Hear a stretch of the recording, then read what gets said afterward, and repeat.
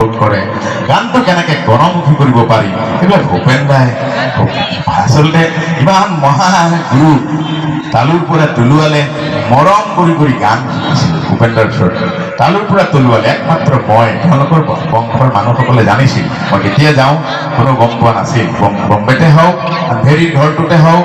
বা কলিকতাৰ ঘৰখনতে হওক বা গুৱাহাটীতে হওক বা উজনিলে হওঁতে থকা কোনোবা এখন আপনাৰ এই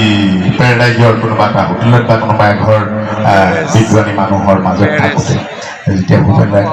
মই কওঁ দাদা মই কিবা এটা লৈ আছোঁ দেই আপোনাৰ গোটেই হাতখন মূৰটো যেতিয়া মই পিটিকো মহাৰো মালিচ কৰোঁ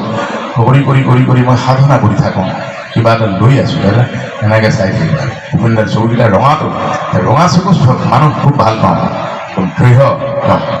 মোক কয় নিৰ্ভীক হ'বা ভূপেন দাৰ চকুলো মই দেখিছোঁ মই মহা দেখিছোঁ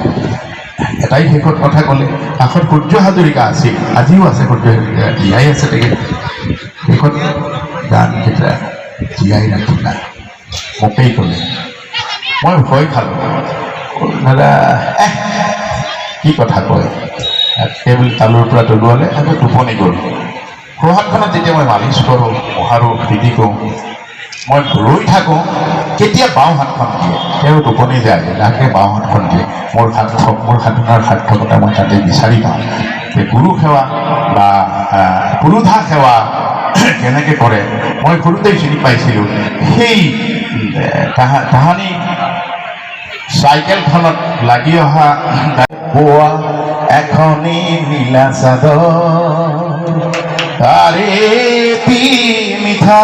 ভাজত নিঃস্বাসৰে আৰু দিয়া দিয়া আদৰ তাৰাই অলপ উঠে জিএনআৰচিত পঢ়ি থকাৰ পিছৰ মুহূৰ্তত অলপ উঠে নিমৌ নিশা যেন আধা একদম মোৰ বেয়া লাগে